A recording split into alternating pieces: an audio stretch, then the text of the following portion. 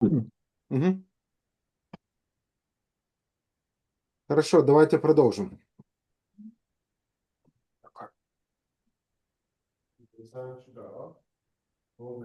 Э, Շարունակենք։ Итак, мы во второй главе видим суд Божий и на религиозных людей. Մենք երկրորդ գլխում տեսնում ենք Աստծո դատաստանը կրոնական մարդկանց վրա։ В первой главе Ես այժմ Павел... մի հատ հարց ունեմ։ Извиняюсь։ Հա, ախպեր, ասա։ Նախ կներեք, որ ուշ եմ միացել էլի։ Դասախոսին խնդրեմ ասես անպայման։ Մեկ էլ հարցս 1:18-ի հետ կապված է։ Մի րոպե։ Այստեղ 1:18-ը։ հա թարգմանություն ունեմ, որ գրած է հայտնվել է Աստծո բարկությունը, մեկ էլ կա, որ գրած է հայտնվում է, ճիշտ հասկացա, ճիշտ է հայտնվում են, հա։ Брат извиняется по поводу опоздания, и у него есть вопрос о 18 стихе 1 главы.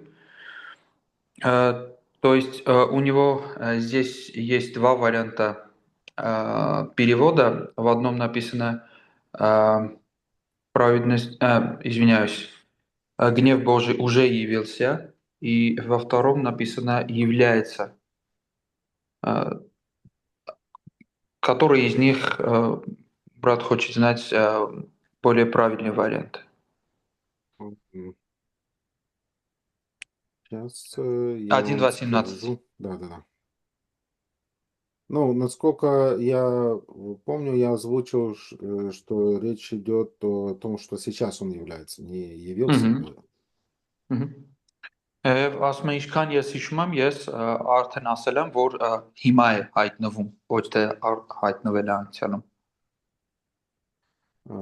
И зараз... Ահա ես էլ եմ այդպես հիշում, զուտ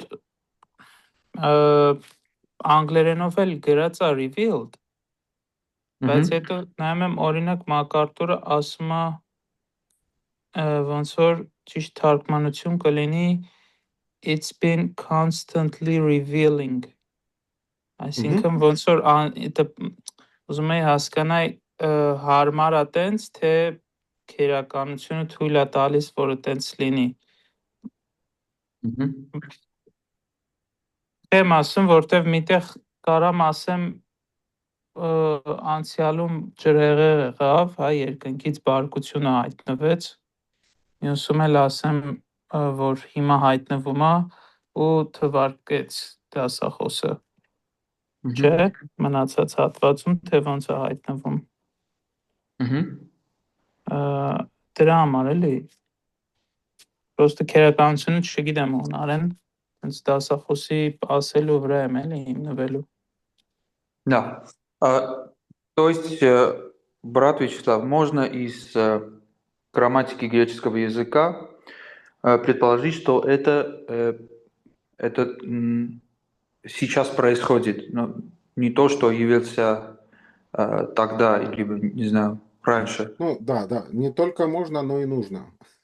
Нужно. То есть это правильный перевод. Да, ну в греческом языке глагол, он стоит в настоящем времени в изъявительном наклонении. То есть это то, что Бог совершает сейчас. Okay. Այսինքն դասախոսը ասում է, որ ոչ թե կարանք տենց ասենք, այլ պետքա տենց մեկնենք, որովհետև հունարենում բայը դրված է ներկա ժամանակով, այսինքն դա մի բան է, որ հիմա հայտնվում է։ Okay. Merci. You're welcome. Хорошо. Итак, в первой главе мы увидели греховность язычников. Մենք առաջին գլխում տեսանք հեթանոսների մեղավորությունը։ И нам нужно немножко, знаете, поставить себя на место иудеев. Եվ մենք արդեն պետք է հрьяաների մասին խոսենք, իրենց տեղի մասին խոսենք։ которые читали это послание, и по сути они говорили: «Аминь, так оно и есть, и так им и надо». Այսինքն այս այն հрյաների հետ կապված, ովքեր որ կկարդային նամակը ու կասեին ամեն, այո, դա հենց այն է ինչ որ կա իրականության մեջ, հենց այդպես է պետք է թանոսներին ասել։ Но во второй главе Павел резко разворачивается к религиозному человеку, моралисту или иудею, который, слушая обвинения в адрес язычников, ну, сказал: «Ну да, да, так оно и есть, но это же не про меня». Եվ Պողոս Արաքյալը երկրորդ գլուխը բացում է բարոյապաշտին անդրադառնալով, հրյային անդրադառնալով, ով կկարդար նամակը, այս առաջին հատվածը եւ կասեր, այո, բայց դա իմ մասին չէ։ Ну, я не такой, ну, плохой, как они. Ես նրանց պես այդքան էլ վատը չեմ։ Поэтому Павел показывает, что религиозный человек находится в таком же, если не в худшем положении перед Богом. Եվ Պողոս Արաքյալը ասում է, որ այդպիսի մարդը ոչ մի բանով լավը չի, եթե վատ չլինի, ավելի լավ վիճակում հաստատ չի Աստծո առաջ։ Поэтому в первых двух стихах он говорит о самоосуждении. Առաջին դուք ստիխա Да, первые два стиха. Առաջին երկու համաներում դրա համար երկրորդ գլխի բացման նա խոսում է ինքնադատապարտության մասին։ Когда я уверовал, мы с другом решили изучать послание к римлянам и выучить по каждому, из каждой главы по одному стиху, чтобы помнить контекст всей книги. Այ որ ես նոր ապաշխարել ընկերոջս հետ որոշեցինք հռոմեացիների նամակը ուսումնասիրենք ու անգիր սովորենք ամեն գլխից մի համար, որպեսզի ընդհանուր համատեքստը մենք հիշենք։ Я подумал, ну, я уже из первой главы 1:16 знаю, надо выбрать со второй главы. Եվ ես մտածեցի, ես արդեն առաջին գլխից 16-րդ համարը անգիր գիտեմ, արդեն պետք է ընտրեմ երկրորդ գլխից։ Я пришел со школы, уроки делать не очень хотел, поэтому решил вначале почитать Библию. Ես դպրոցից եկա, այդքան էլ չի ուզում առաջադրանք անել, դրա համար որոշեցի գիրք կարդալ, Աստվածաշունչ կարդալ։ И вот я читаю вторую главу и вижу второй стих, и он мне так понравился. Ես կարդում եմ երկրորդ գլուխը, երկրորդ համարը եւ այն И потом я его выучил наизусть, а потом смотрю первый, ну, тоже вроде хороший, они ж вместе Եվ ես связаны. այն անգիր սովորեցի, հետո նայում եմ առաջին համարը եւ ասում եմ, որ դա էլ է շատ լավ է։ И я подумал, ну, горе не будет, если я не один стих, а два стиха выучу, это же не беда. Եվ մտածում եմ, վնաս չի լինի ոչ թե 1, այլ 2 համար անգիր սովորեմ։ Но потом я прочитал третий и четвертый и подумал, это тоже хорошо знать на память, когда будешь свидетельствовать людям. Եվ ես հետո 3-րդը կարդացի, 4-րդ համարը կարդացի, ասի ված չի լինի, որ այս ամենը հիշողությանս մեջ ունենամ, երբ որ մարդկանց վկայելուց լինեմ։ И я так увлекся, что выучил вторую главу.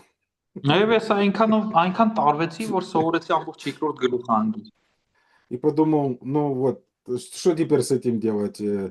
Надо теперь учить первую. Եվ ասի հիմա ինչ կարելի անել, պետք է ուրեմն ամբողջ առաջին գլուխը սկսել սովորել։ Поэтому так началось мое путешествие по посланию к римлянам на память. Поэтому так началось. Мое путешествие, как я начал учить послание к римлянам на память. Եվ այս կերպով ես սկսեցի սովորել հռոմեացիներին նամակը։ В первых двух стихах мы видим три таких важных момента. Первое – это неизвинительность. Павел говорит, ты неизвинительный, если ты будешь судить другого. Եվ առաջին երկու համարներում մենք 3 բան ենք տեսնում, ասում է առաջինը, որ մարդը առանց արդարացման է։ Դու չես կարող արդարանալ, եթե դատում ես։ Поэтому тот, кто начинает занимать позицию судьи, он, скажем, теряет право на защиту. Այսինքն մեկը ով արդեն զբաղեցնում է դատավորի պաշտոնը, իր իրավունքը կորցնում է լինել, այսինքն իրեն պաշտպանելու իրավունքը արդեն կորցնում է։ И мы видим, что Павел, он говорит дальше о принципе бумеранга. Եվ հետո մենք տեսնում ենք Պողոս Առաքյալը բումերանգի սկզբունքով է բացատրում, Потому что тем же судом, каким ты судишь другого, ты осуждаешь также себя, потому что судя другого, ты делаешь то же самое. Եվ հետո մենք տեսնում ենք, որ ասում է ինչով ուրիշին ես դատում, նույնով էլ քեզ ես դատապարտում։ И мы часто осуждаем в других те грехи, которые, возможно, в более благопристойной форме совершаем сами. Եվ մենք շատ հաճախ կարող ենք տեսնել, որ դատում ենք մարդկանց այն մեղքերի համար, որոնք որ մի քիչ ավելի թույլ, այսպես ասեմ, ֆորմատով մենք ենք ինքներս դա անում։ И поэтому мы можем наблюдать парадоксы. Судья, который садит в тюрьму людей за взятки, сам является взяточником. Եվ մենք տեսնում ենք այդ պարադոքսը, որ այն դատավորը, ով մարդկանց բանտ է նստեցնում կաշառակերության համար, նա ինքը հանդիսանում է կաշառք վերցնող։ Я забыл, по-моему, один из была еще история уже несколько лет назад. Одного, по-моему, судью споймали на взятке, и когда спросили, ну, откуда ты взял столько, там миллионы нашли у него. Ես հիշում եմ մի պատմություն, մի դատավորի բռնել էին եւ ասում էին մոտ միլիոնավոր գումարներ էին գտել, ասում էին սա որտեղից քեզ։ И он сказал, что он их наколедовал. Ему подарили, когда он пел христианские песни на Рождество. Извиняюсь, можно историю? У нас колядки это как carols. Угу. И этот судья сказал, эти деньги у меня, потому что я ходил, пел песни христианские и насобирал столько денег. Եվ նա ասաց, որ այս գումարները ես հավաքել եմ ժամանակի ընթացքում տոներին շրջելով քրիստոնեական երգեր երգելու միջոցով։ Поэтому, часто бывает так, что человек очень сильно гневается на то, что он сам делает. Եվ դա շատ հաճախ է տեղի ունենում, երբ մարդը բարկանում է այն բանի վրա, ինչ որ հենց ինքը անձամբ հաճախակի անում է։ И во втором стихе мы видим утверждение про Божий стандарт. Եվ մենք երկրորդ համարում տեսնում ենք Աստծո ստանդարտի մասին բնդում։ Павел говорит, мы знаем, что суд Божий поистине на делающих такие дела. Ասում եմ մենք գիտենք, որ Աստծո դատաստանը ճշմարտությամբ է նրանց նկատմամբ ովքեր այդպիսի բաներ են անում։ Поэтому, если суд людей, он может быть лицемерен, то суд Божий основан на истине. Այսինքն, եթե մարդու դատաստանը երեսպաշտ է, ի հակադրություն դրան Աստծո դատաստանը հիմնված է ճշմարտության վրա։ Так, и дальше 3-4 стих мы видим, Павел говорит о самооправдании и пренебрежении. Եվ մենք տեսնում ենք 3-4 համարներում Պողոս Առաքյալը խոսում է ինքնաարդարացումից եւ արհամարումից կամ ամփույթ վերաբերմունքից։ Часто религиозные люди живут в иллюзии безопасности. Շատ հաճախ կրոնավոր մարդիկ ապրում են անվտանգության այդ պատրանքի մեջ։ И они как бы убеждают себя, что ничего плохого случиться со мной не может. Նրանք իրենց կարծես արդարացնում են կամ համոզում են, որ ոչ մի վատ բան տեղի չի ունենա։ Как в Ветхом Завете народ Божий оправдывал, скажем, свой образ жизни и думал, что все равно с ними будет все нормально, потому что с нами Бог или у нас храм Божий.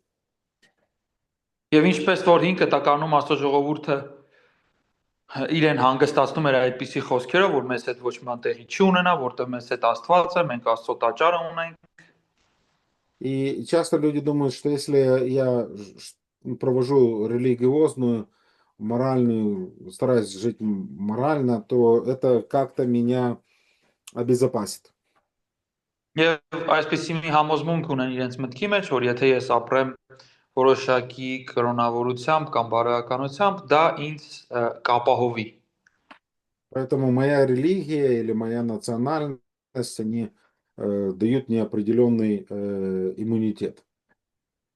Դա համար մտածում են, որ իրենց կրոնը, իրենց ազգային պատկանելիությունը կտա իրենց որոշակի առավելություն։ И поэтому Павел в 3 стихе говорит, ну неужели ты думаешь, что ты сможешь убежать, увильнуть от Божьего суда?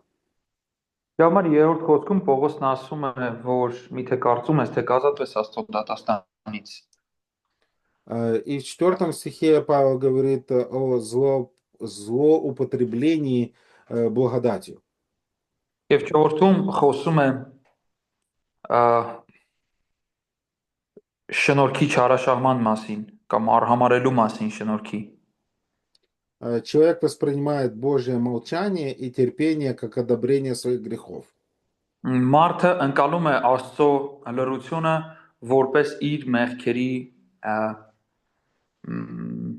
քաջալերանք, այսպես ասած, այսինքն եթե Աստված լռում է, ուրեմն նա կարող է շարունակել այդպես ապրել։ Поэтому я согрешил, камень с неба на меня не упал, вроде все как бы нормально, все, Бог даже вроде и благословляет меня. Այսինքն ես մեղանչեցի, բայց դրանի պատասխան երկնքից քար չընկավ, Աստված կարծես շարունակում է օրհնել, ամեն բան լավ է։ И интересно также заметить, что Павел добавляет вот эту фразу, не понимаешь, что благость Божия ведет тебя к покаянию. Եվ Պողոսը այս արտահայտությունն է ավելացնում, որ Աստծո բարությունը քեզ ապաշխարության է առաջնորդում։ Ну, часто люди говорят о том, что вот некоторые приходят, потому что они оказались в очень сложных, трудных обстоятельствах, и жизнь их заставила вопить к Богу, чтобы Он им помог. Եվ շատ հաճախ մարդիկ ասում են, որ մարդը գալիս է Աստծուն իր կյանքի ծանր իրավիճակներից, որ իրավիճակները ստիպել են իրեն, որ նա ընդունի Տիրոջը։ Ну, дает ли Бог в таких контекстах людям свою благодать, чтобы они покаялись и уверовали? Да, дает. Այն հարցին ի պատասխան թե արդյոք տալիս է այսպես իրավիճակներում Աստծո շնորհքը մարդկանց, որ նրանք ապաշխարեն, այո, նա տալիս է։ Ну, также иногда дает покаяние тем людям, с которыми не случается каких-то, не знаю, катаклизмов, проблем. Они, скажем так, родились в благополучной семье и были окружены, скажем, со всех сторон Божьей благодатью. Եվ բայց նաև պատահում է այս Աստծո շնորհքը, բարությունը այն մարդկանց հետ, ովքեր որ չեն անցել այսպիսի ծանրագույն իրավիճակների միջով, ծնվել են, մեծացել են այնպիսի ընտանիքում, որտեղ ամեն ինչ բարօրությամբ է եղել։ Бог может использовать разные пути для того, чтобы проявить свою благодать. Աստված կարող է տարբեր կերպեր ճանապարհներ օգտագործել, որպեսզի իր шнорքը հայտնի դարձնի։ Но как мы увидим дальше, ну, без инициативы, прежде всего, самого Бога, ну, люди сами по себе его не ищут. Եվ մենք ինչպես հետո կտեսնենք, առանց աստվածային այսինքն առանց Աստծո առաջի քայլը անելու մարդը ինքը իրենով Աստծուն չի փնտրում։ Поэтому для человека, который имел благость Божию в своей жизни, эта благость будет судить его в день суда. Այսինքն մարդը ով ունեցել է այդ բարությունը իր կյանքում, այդ բարությունն էլ հենց իրեն կդատի դատաստանի օրը։ И дальше у нас очень интересный текст с 5 по 11 стих. Павел говорит о самовоздаянии, описывает принцип Божьего суда. 5 по 11 Да.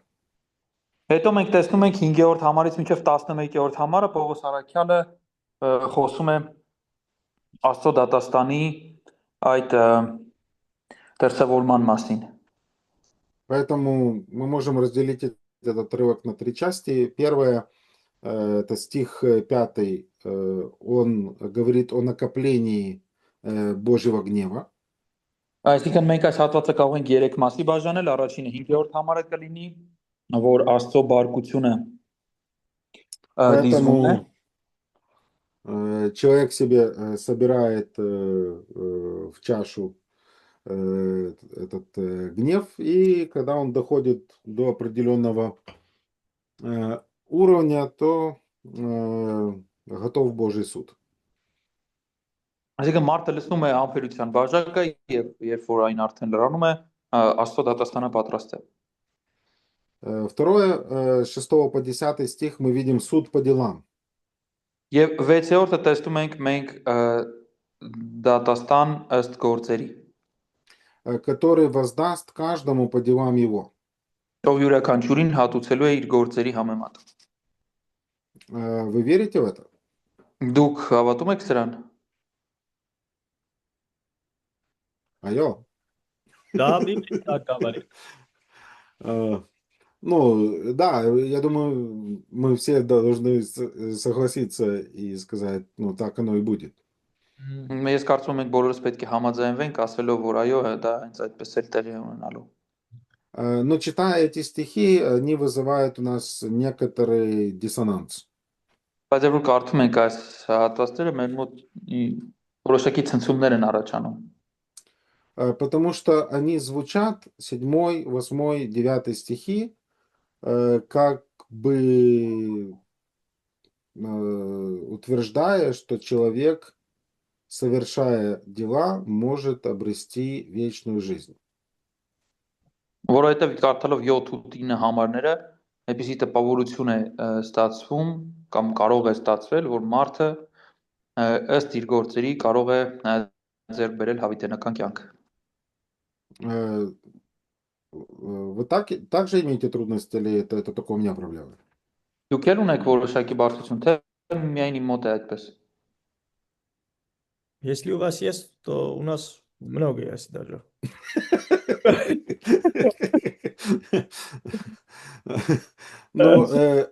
Но если вам проповедовать стих за стихом, вам придется их объяснять церкви.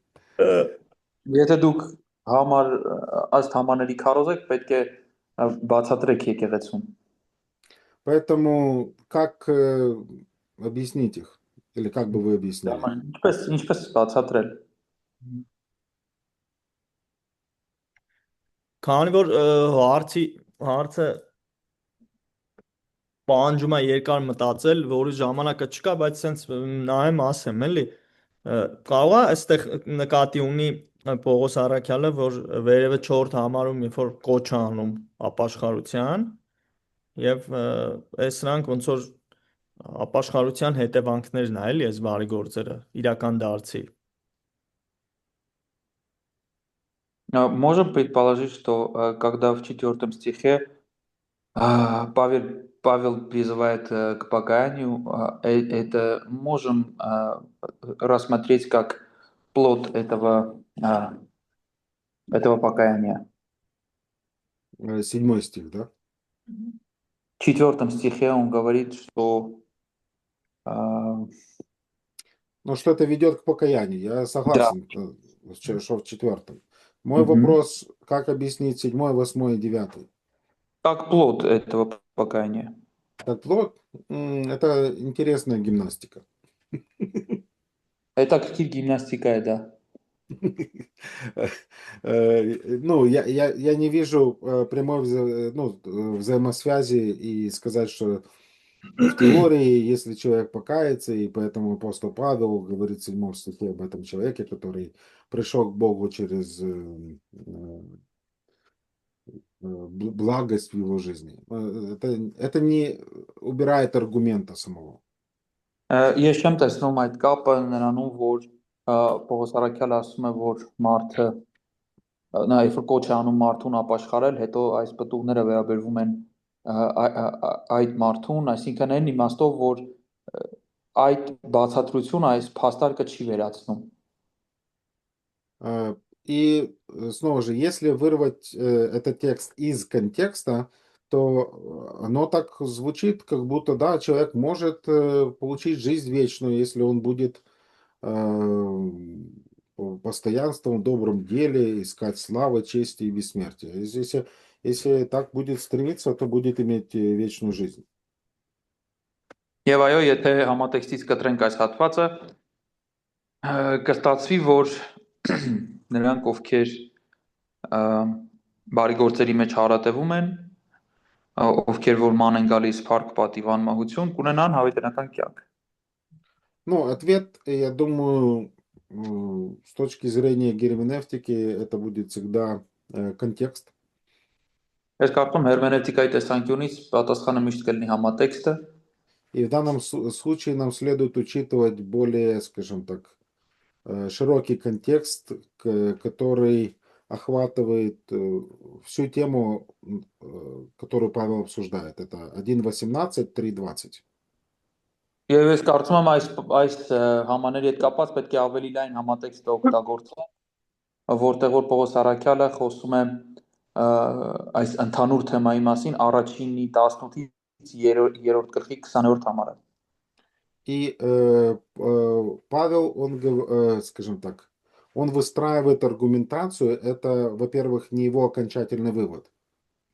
Այսինքն Պողոս Առաքյալը փաստարկումներ է բերում, սկսենք դրանից, որ սա նրա վերջնական եզրակացությունը չէ։ И он говорит, скажем так, с точки зрения теории. Եվ նա այստեղ խոսում է թեորիական տեսանկյունից։ Если мы допустим, что так человек может жить, и он так проживет, он будет иметь жизнь вечную. Մենք ենթադրենք, որ մարդը այսպես կարող է ապրել, այսպես ապրի, նա կունենա հավիտենական կյանք։ Посмотрите, точно такой же аргумент Павел делает в Римлянам, сейчас, по-моему, это 10 глава. Так, да, в Римлянам 10 глава, стих... Եթե մենք նայենք Հռոմացիս 10-ի Стих 5. 5-ը, Прочитайте. ասում է, որտեղ Մովսեսը գրում է այն արդարության մասին, որ օրենքից է, թե դրանք կատարողը դրանցով պիտի ապրի։ Прочитали, да? Да. Спасибо. Мы видим, что теоретически, если человек исполнит закон, он будет им жить. Մենք տեսնում ենք, որ թեորիապես, եթե մարդը կատարի օրենքը, նա կապրի։ Но мы знаем на практике и из того, что Павел уже сказал до 10 главы, что никто не в состоянии исполнить закон. Բայց մենք գիտենք գործնականում եւ նրանից ինչ որ Պողոս Առաքյալը կասի մինչեւ 12-րդ գլուխը, որ ոչ ոք չի կարող կատարել օրենքը։ Но сам принцип воздаяния, он остается в силе. Բայց հենց ինքը այդ փոխհատուցման սկզբունքը մնում է ուժի մեջ։ Бог будет судить каждого по его делам. Աստված բոլորին կդատի իր գործերի համեմատ։ Но верующие оказываются в Божьем Царстве спасенными не благодаря тому, что они совершили необходимые дела, а потому что Христос совершил вместо них необходимое дело. Բայց հավատացյալները կլինեն Աստծո ներկայության մեջ ոչ թե նրա համար, որ նրանք են կատարել այդ բարի գործերը, այլ որ Քրիստոսն է նրանց փոխարեն դրանք կատարել։ Ну, в этом суть природы оправдания. Бог взял наши грехи, дал нам свою праведность. Այս դրանում է մեղքերից արդարացման էությունը, Աստված վերցրեց մեր մեղքերը եւ տվեց մեզ իր արդարությունը։ Но в теории оно так, да, выглядит, что если человек так будет жить, то он будет иметь жизнь. Если будет упорствовать истине и не покоряться истине, он наживет себе ярость и гнев. Բայց թեորիայում սա այս տեսքը ունի, որ եթե մարդը հնազանդվի ճշմարտությանը եւ ապրի այդպես, նա կունենա կյանք, բայց եթե հակառակվի, նա կունենա Աստծո բարկությունը իր վրա եկած։ И поэтому в 11 стихе Павел делает предварительный вывод и утверждение, что у Бога нет лицеприятия. Դրա համար 11-րդ համարում Պողոս Առաքյալը կանի այս եզրակացությունը, որ Աստծո մոտ աչարություն չկա։ И Бог не смотрит на лицо, статус, национальность. Суд приходит, во-первых, на Иудея, Այսինքն Աստված չի նայում մարդու երեսին, մարդու կարգավիճակին, ազգությանը, դատաստանը կգա սկզբից հրեային, а потом на Елена. հետո հրեաներին, ներողություն, հետո հեթանոսներին։ И иудей слышит это и думает, ну, разве это справедливо? Եվ հрեաները լսում են սա եւ ասում են արդյոք սա արդար է։ Почему нас вначале? Ինչի համար մենք սկզբից։ У вас есть ответ? Դուք ունեք պատասխան։ Իրենց էր տրվել օրենքը։ У них же был закон, И что это значит? եւ ինչ է դա նշանակում։ Իրենցից էլ կպահանջի։ И от них Бог будет требовать. Согласен. Кому больше дано, с того больше и спрос. Համաձայն եմ, ում շատ է տրված, շատ էլ կպահանջվի։ И поэтому мы видим, что Бог, Он нелицеприятен, Он поступает и поступит одинаково как по отношению к иудеям, так и к еленам, которые, возможно, не получили столь полной информации относительно Божьей воли. Համաձայն եմ, որ Աստված անաչառ է եւ նա կպահանջի հрьяաներից, որովհետեւ նրանք ունեին օրենքը եւ կպահանջի հույներից այնքան այն լույսի ներքո, հա, որ նրանք չէին ունեցել, այնքան տեղեկատվություն ինչքանով որ ունեցել էին հрьяաները։ Մի հատ հարց ունեմ։ Есть вопрос։ Ստասախոս էս հատվածը, որ մեկնեց, որ ում շատ ա տրվել, իրանից շատ կպահանջվի, որ ասվում է դատաստանը սկսում է եկեղեցուց։ Տենց համարել կա, չէ՞, էդ էլ է նույն պատասխանը աշխատում է այդ հատվածին էլ։ Դրա համար եկեղեցուց, որտեղ շատ Պետրոսի գիտի։ նամակի խոսքն ես ասում։ Հա, И когда в Библии написано, ну, не помню конкретно, но в послании Петра, там написано, суд начнется с Дома Божьего. Это тоже вы истолкуете, как сейчас сказали, кому больше дано, там... Да. Я когда говорил, думал об этом отрывке, но решил пропустить. Այո, ու ասեմ ավելին, ասում եմ, երբ որ ես խոսում եմ այդ հատվածի մասին, հենց մտածում եմ, որ մեջ բերենք, օրինակ бацենք, կարդանք, բայց որոշեցի բաց թողնել։ Ну, это как принцип, который мы находим в Писании. Извиняюсь. Ну, отрывок из Петра показывает, что этот принцип, он не только в этом отрывке, это то, как Бог делает. Այսինքն մենք տեսնում ենք ոչ միայն Պետրոս, այլ ընդհանուր Աստծո խոսքը այդ սկզբունքն է գործածում։ Вторая глава с 12 по 24 также поднимает целый ряд, скажем так, богословских вопросов и обсуждения в контексте того, как быть, например, с теми людьми, которые никогда не слышали Евангелия.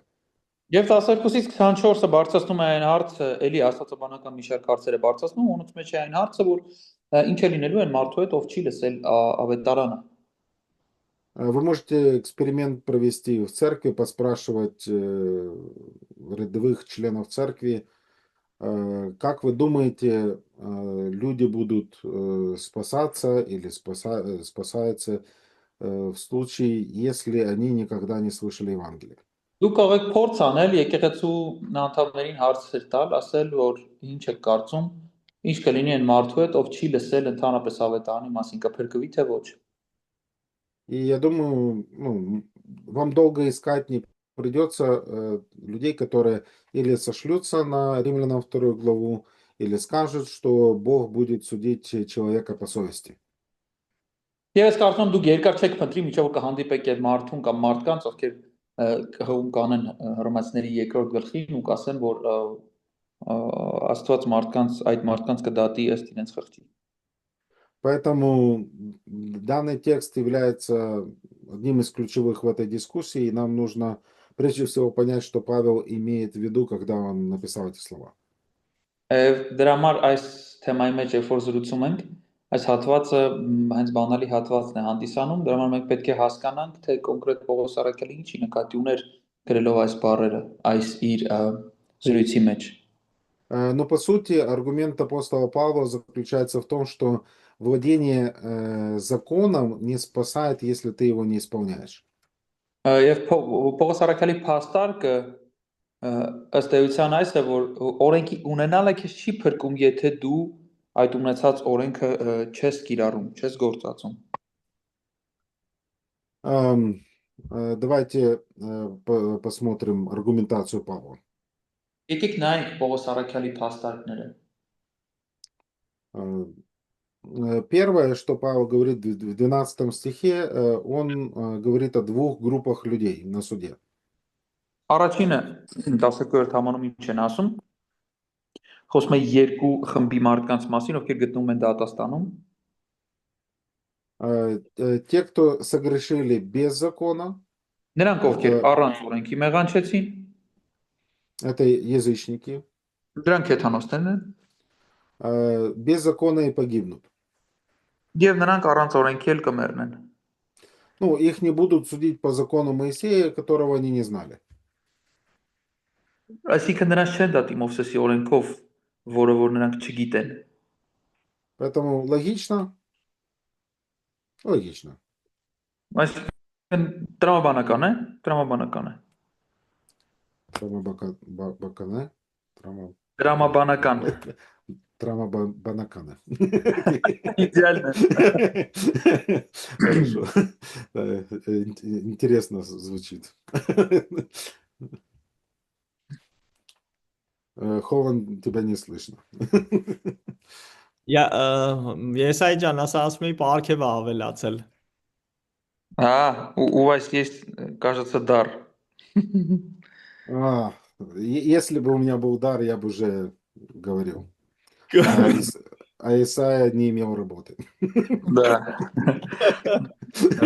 Ես ունենայի այդ պարքևը, արդեն կխոսեի, ես այն էլ աշխատանք չունենա այստեղ։ Второе, что Павел говорит, те, кто согрешили под законом, то есть иудеи, они будут судимы согласно закону. Եվ Պողոս Արաքյալը այստեղ ասում է նրանք, ովքեր օրենքի տակ մեղանչեցին, այսինքն հрьяաները, օրենքով էլ պիտի դատապարտվեն։ В 13 стихе Павел дает второе утверждение, что 13-ում Պողոս Արաքյալը տալիս է երկրորդ պնդումը։ Он проводит разницу между слушателями и исполнителями. Նա բերում է տարբերությունը լսողների ու կատարողների միջև։ И перед Богом праведны не те, кто слушает закон, просто знает теорию, а те, кто исполняет закон. Ասում է Աստծո առաջ արդար են նրանք ոչ թե ովքեր ուղղակի լսել են որպես տեղեկատվություն ունեն օրենքը, այլ նրանք, ովքեր դրանք կատարում են։ Третье, о чем говорит Павел с 14 по 16. Երրորդ բանը, ինչի մասին խոսում է Պողոսը, 14-ից 16-րդ համարների մեջ է։ Он говорит о законе совести у язычников. Նա խոսում է այս հատվածում հեթանոսների մոտ եղող խղճի օրենքի մասին։ И аргумент ставится следующим образом, что язычники, которые не имели записанного закона, они по природе делают законное. Եվ փաստարկը հետևյալն է, որ հեթանոսները չունենալով օրենք, իրենք իրենց համար օրենք են։ И у них есть вот этот закон, который написан в их сердце. Եվ նրանք ունեն այդ օրենքը, որ իրենց սրտի վրա է գրված։ И индикатором этого закона является их совесть. Եվ ցուցիչն էլ այդ իրականության իրենց խիղճն է, որը վկայում է դա։ которая иногда их обвиняет, а иногда оправдывает их мысли. որը նրանց ժամանակ առ ժամանակ մեղադրում է եւ ժամանակ առ ժամանակ արդարացնում է։ И вот на основании как раз этих стихов мы видим, что некоторые делают вывод, что те, кто не услышал Евангелия, Бог будет осуждать или оправдывать на основании того, как они поступали по совести. Այլ լսում ենք, որ մարդիկ ասում են, որ սրա հիման վրա Աստված կդատի մարդկանց, ովքեր որ չեն լսել օրենքը, ըստ իրենց խղճի։ Ну, несколько комментариев относительно того, что мы наблюдаем здесь в тексте. Ну, во-первых, мы знаем из Писания, что совесть по-разному действует в разных людях. Ըստ Աստծո խոսքի պետք է նայենք, մենք տեսնում ենք, որ խիղճը տարբեր մարդկանց մոտ տարբեր կերպ է գործում, Ну, Писание, например, говорит о некоторых людях, которые сожжены в совести. которые Сейчас найдем этот стих. это евреям, которые говорят, что уже их совесть. Да, что-то подобное. Так. Անձված, հա։ Հա, էլի այդ ուղղակի այդ բառը ծանոթ չէր, բայց ես ոնց հասկացա այդ եբրայեցիների հատվածն է ասում։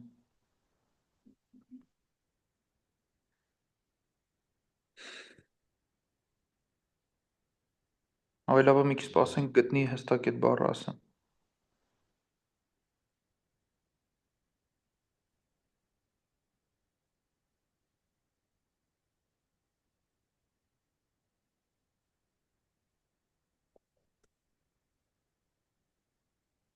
Это 1 Тимофея 4:2. Ուրիշ համար էր լավ արեցինք, որ սպասեցինք 1 Тимофея 4:2 Կեղծավորությամբ ստեր խոսելով, որոնց խշմտանքը դաղված է տաք երկաթով։ Հա, իսկ հասկացել ենք։ Поэтому, если говорить об этой категории людей, они вообще уже ничего не чувствуют, их совесть не действует. Եթե մենք այս մարդկանց դասակարգի մասին խոսենք, իրենց մոտ արդեն դաղված է, հա, իրենք չեն զգում ոչ մի բան։ И также мы понимаем, что некоторые заглушают свою совесть. Եվ մենք տեսնում ենք, որ որոշներն էլ լրացնում են իրենց խիղճը։ И поэтому один человек может делать какой-то плохой поступок, и его совесть кричит, а другой уже настолько привык делать грех, что совесть уже просто молчит.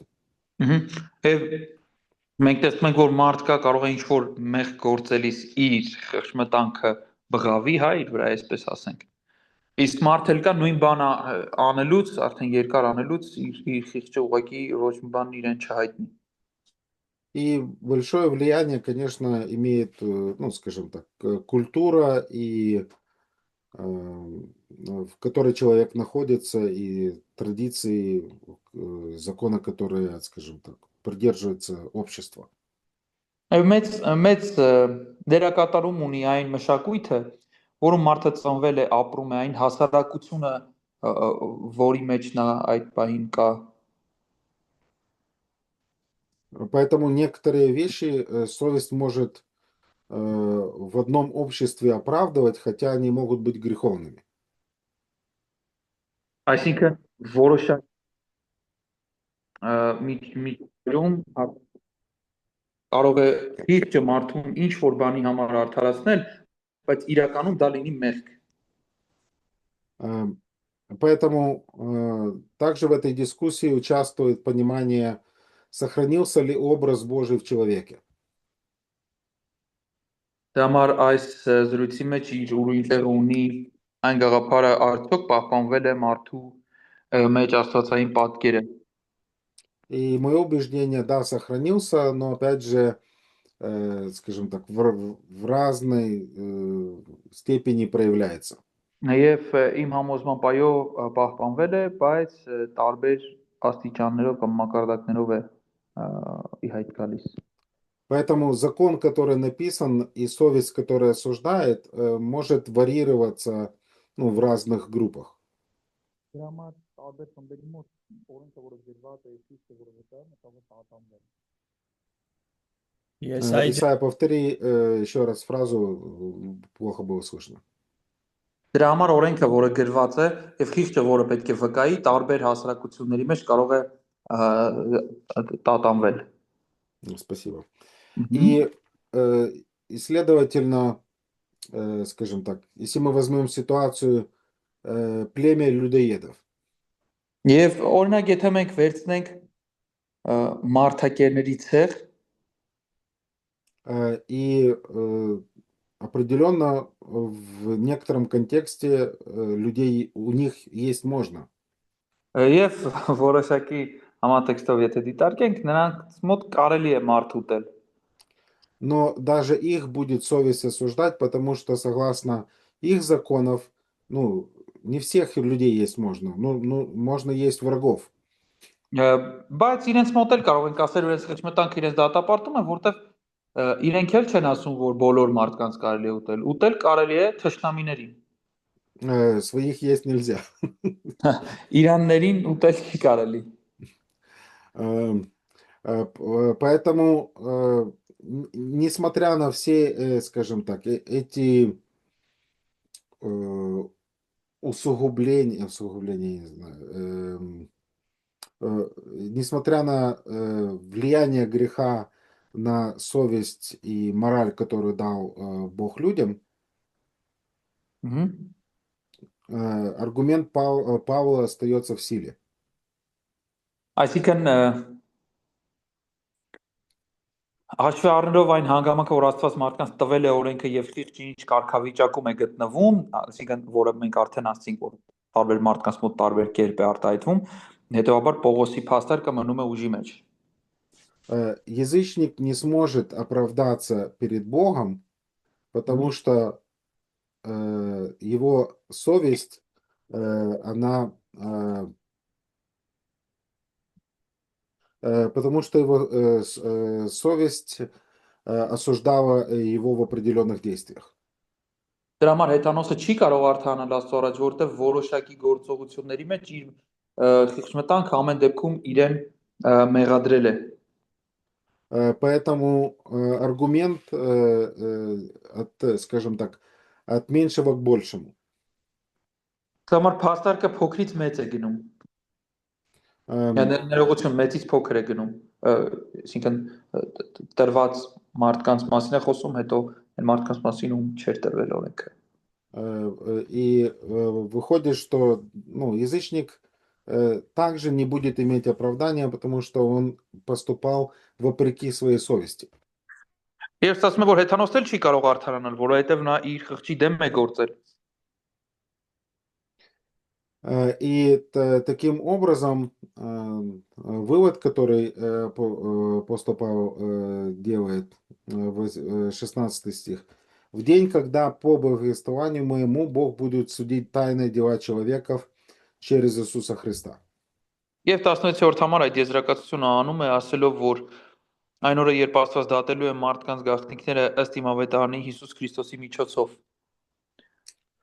Поэтому, по сути, 1 и 2 глава послания к римлянам нам показывает, что человечество, которое не получило особого откровения, оно не может получить, скажем, оно не может оправдаться на основании общего откровения перед Богом. Եվ առաջին երկու գլուխներից եզրակացություն անելով, հետեւաբար կարող ենք ասել, որ մարդկությունը, ով չի ստացել հատուկ հայտնությունը, ունենալով միայն ընդհանրական հայտնությունը, միևնույն է չի կարողանալու արդարանալ Աստծո առջև։ Поэтому, ну, мое мнение и вывод на основании этих стихов, общее откровение достаточно для осуждения, но недостаточно для спасения. Դրա համար իմ հետևությունը հետևյալն է, ու իմ կարծիքը այսպես է, որ ընդհանրական հայտնությունը հերիք է դատապարտվելու համար, բայց հերիք չէ արդարանալու համար։ Первая глава. Вы видели общее откровение в творении, вы его отвергли. Մենք տեսանք առաջին գլխում ընդհանուր հայտնությունը արարչագործության մեջ, ասում է դուք այն մերժեցիք։ И вторая глава. Вы отвергли общее откровение, свидетельство, закон, который Бог вложил в ваши сердца. Եվ երկրորդ գլխում մենք տեսնում ենք, ասում է դուք մերժեցիք ընդհանրական այդ հայտնությունը, չնայած ձեր խղճին, որը դրված է Աստծո կողմից ձեր սրտերի մեջ։ Вопросы? Հարցեր կան։ Հիմա երկու բառով կոնկրետ ոնց են դատվելու այն մարդիկ, ովքեր որ ասենք չեն լսել ընդհանրապես ավետարանը։ Можно кратко сказать, как будут именно судимы те, которые вообще не слышали об Евангелии? Ну, у них не будет шанса оправдаться. Римлянам 1 глава. Այսինքն նրանք չեն ունենա արդարացման հնարավորություն Հռոմեացիս 1-ով։ Ну, написано, они будут безответны. Գրված է, որ նրանք առանց արդարացման են։ И вторая причина, это Римлянам 2 глава, Бог будет указывать на то, что они поступали против закона, который не знали. Которые не знали, Ну, которые не знали в своем сердце. Եվ երկրորդ փաստարկը այն է, որ Աստված ըստ երկրորդ գլխի, որ Աստված նրանց կդատի ըստ այն օրենքի, ինչ որ իրենք գիտեին իրենց սրտերում։ Вот и все. Եվ ահա եւ վերջ։ А что они знали в сердцах? Конкретно. Ну, пример. У меня был учитель в школе военной подготовки. Իսկ ինչ են նրանք իմացել իրենց սրտերում, կարելի է ասել կոնկրետ ու պատասխանը ես ունեի у вас было. Ну, когда я учился в школе в еще. старших классах, я не знаю, у вас, наверное, тоже есть там военная подготовка, класс. Եվ երբ որ ես սովորում էի, կար նախնական զինվորական պատրաստության դաս, И он, скажем так, он пришел с армии, потому что, ну, там были проблемы у него со здоровьем, и он не хотел быть учителем в школе. եւ նա որոշակի խնդիրներ ուներ իր առողջության հետ կապված, դասավանդողը ու չէր ուզում լինել դասավանդող, հա, դպրոցում։ Поэтому на уроках он просто, я не знаю, рассказывал нам всякие там истории, анекдоты, и оценки ставил просто так: 1, 2, 3, 4, 5, тебе 5. 1, 2, 3, 4, 5, тебе 4. Եվ նա հետաբար տարբեր բաներով էր զբաղված դասի ժամանակ, չէր դասավանդում, ծիծաղաշարժ պատմություններ էր պատմում, քննարկություններ էր անում եւ հետո այսպես պատահականության սկզբունքով հաշվում էր մի քանի ուսանող եւ մեկին դնում էր 5, հետո էլի հաշվում էր մեկին դնում էր 4. И я на тот момент, ну, только покаялся несколько месяцев. Եվ ես այդ ժամանակ մի քանի ամիս էր ինչ ապաշխարել էի։ И он решил в классе рассказать анекдот про христиан. Но на всякий случай спросил класс, есть ли тут верующие.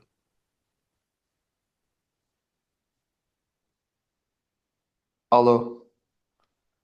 Я говорю, что он хотел рассказать в классе анекдот про христиан, но на всякий случай спросил, есть ли в классе верующие, потому что не хотел, чтобы, ну, кто-то обиделся.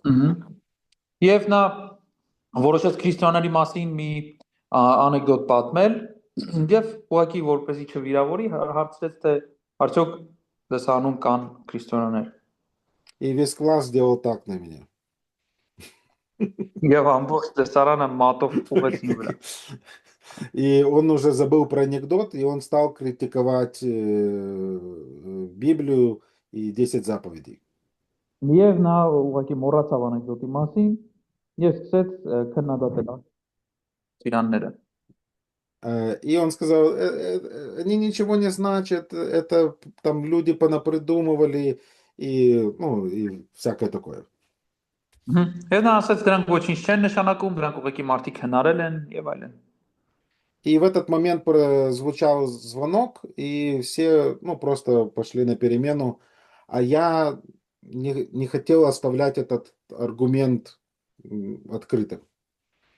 Եվ այդ ժամանակ զանգը տվեց, բոլորը գնացին իրենց գործերով, իսկ ես չէի ուզում այդ հակապաստարկը թողել բաց, այսինքն անպատասխան։ Поэтому я подошел к нему и сказал, можно, вопрос насчет заповедей? И он сказал, да, конечно. Ես մոտեցա, ասացի, կարելի է պատվիրանների մասով մի հարց տամ, ասացի իհարկե։ И я спросил его, я так понимаю, вы в Бога не верите, Библию не признаете. Он сказал, да. Եվ ես ասացի, ես ոնց հասկացա դուք Աստվածաշնչի չեք հավատում եւ Աստծուն չեք ընդունում։ И я ему сказал, хорошо, вы верите тогда, в теорию эволюции.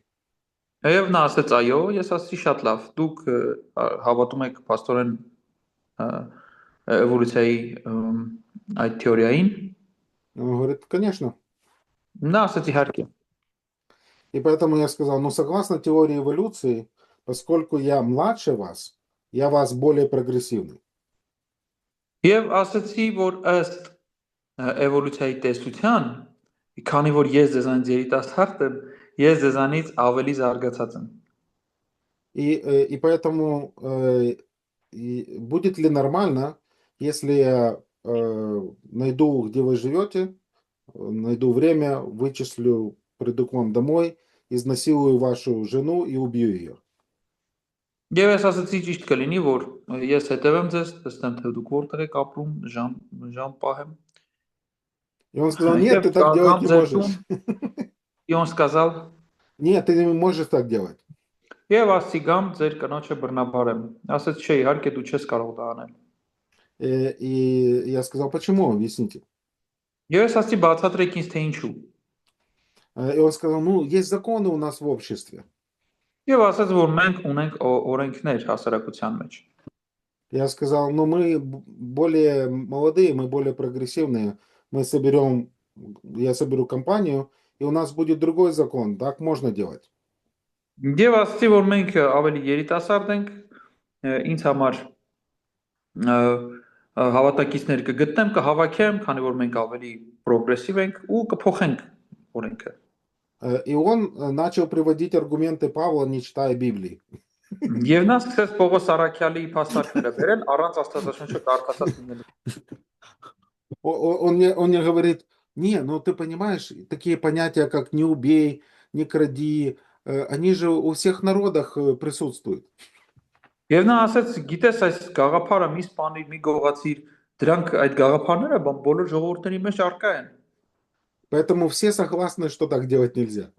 Դրա համար բոլորը համաձայն են, որ այդպես չի կարելի անել։ Я сказал, может быть, это потому, что есть законодатель, который дал данное понятие в сердце. Եվ ես նրան ասի, դա միգուցե նրանից է, որ կա մեկ ով օրենքը տվել է մարդկանց сртերին։ Я не помню его ответ, но учительница, которая слушала наш разговор, заняла мою точку зрения и сказала, ты, наверное, более прав. Ես չեմ հիշում կոնկրետ ինքն ինչ պատասխանեց, բայց այն ուսուցչին ով մեզ լսում էր, ասաց, որ ես կարծում եմ, որ դու ավելի ճիշտ ես ասում։ Но аргумент Павла во 2 главе как раз в том, что люди все имеют закон в сердце, но даже его они нарушают. Совесть свидетель этому. Но даже этот закон люди нарушают, и совесть это Պողոս Արաքյալը հենց ասա է ասում երկրորդ գլխում, ասում է, որ բոլոր մարդիկ իրենց սրտում ունեն օրենք, բայց անգամ այդ օրենքն են նրանք խախտում։ Я думаю, что вы в своем детстве что-то взяли, может быть, вы еще и читать не умели, но вы понимали, что то, что вы взяли, это не ваше, и так делать нельзя, и как-то неудобно. Եվ ես կարծում եմ, որ դուք մանկության տաներին էլ ինչ-որ բան եղել է, որ վերցրել եք, անգամ տարերն էլ չեք իմացել, որ կարդաք, բայց ձեր սրտում անհանգստություն, անհարմարություն եք զգացել, որ դա չպետք է անեիք։ Поэтому этот отрывок вообще не говорит о том, что люди спасаются на основании того, как они жили по совести. Если Դրա համար так, այս հատվածը ընդհանրապես չի խոսում այն բանի մասին, որ մարդիկ կարող են արդանալ այն բանի հիմքով, որ ապրել են ըստ իրենց խղճի։ ну, просто Павел говорит, что среди этих двух категорий людей Бог будет спрашивать согласно того откровения, которое люди имели. Ուղղակի Պողոս առաքյալի փաստարկը այստեղ այն է, որ Աստված այս երկու խմբերին կդատի այն լույսի ներքո, որ նրանք ունեցել են։ Но нет никому оправдания. Ни через закон, ни через совесть. Ոչ մեկ արդարացում չունի ոչ օրենքով, ոչ էլ խղճով։ Մի բան ասեմ, կարելի է երեք չառաջորներ այնպես ստացվեց, որ գործի ժամանակ մի ռուս տղայի հանդիպեցին գործով ու մոտավորապես 4-5 ժամ ավետարան եմ քարոզել ու հենց ինքն էլ ինձ այդպեսի հարց տվեց, ես յան հարց տվեցի, իբրև թե ոնց պիտի դատվի մարդը եւ այլ, որ չգիտենք ինչ մեղավոր են եւ այլն, ես յան մի բան ասացի, ասի դու ընդհանրապես Աստվածաշունչ կարդացել ես, ասես չէ, ասի բայց դու գիտես, որ սուտ խոսալը վատ է, սպանելը, խաբելը եւ այլն, բահա գիտեմ, ասի իսկ հարց որտեղից գիտես, եթե դա ասենք Աստծո օրենքն է, բայց դու առանց կարդալու գիտես, ասի հենց այ ըստ դրա էլ դու դատվելու ես, կուզեմ հենց դասախոսին կարճ ուղղակի ինչ որ ասի ներկայացնես, այսինքն իմ պատասխանը հենց ճիշտ է, չէ՞, յան իմ տված հարցը։ У брата был разговор вчера с одним парнем, и этот разговор длился 4-5 часа. Он передал Евангелие тому, и тот сказал, что знает, ну, хотя не читал Библию вообще, но он знает, что не нужно крадить, не нужно убивать и так далее. И брат спросил, если ты не читал вообще Библию, откуда ты это знаешь? И тот факт, что ты это знаешь, не читая Библию, это и будет для тебя, то есть... Ну, я его вопрос отдал. Ты Да. когда-нибудь читал Библию? Он типа нет. А я сказал, а если ты не читал, а откуда знаешь, если это Божий закон? Ну, он, знаю, не знаю, знаю, короче, ну, не знаю, откуда знаю. Ну, я сказал, что у каждого сердца Бог ставил свой закон. Ну, то есть мы оттуда мы знаем, что нельзя убивать, нельзя украсть, врать и так далее. Вот за это и будет тебе судить. Ну, вот оттуда и начался уже наш разговор, там, 4-5 часов. Ну, я согласен, мы можем, и, я думаю, должны в свидетельстве указывать людям на то, что они ну, нарушают собственные правила.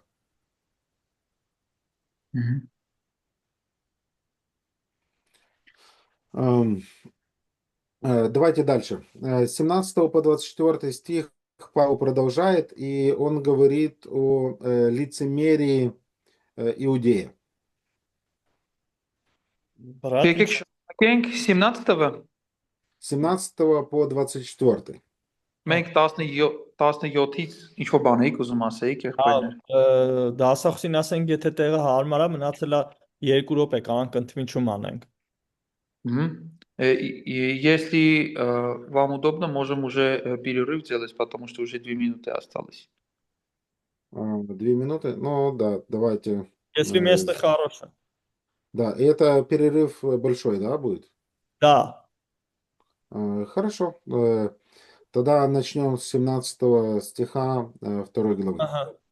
Ես սկսենք 2-րդ գլուխ 17-րդ համարից։ Хорошо. Спасибо, братья, за внимание и перевод. Приятно.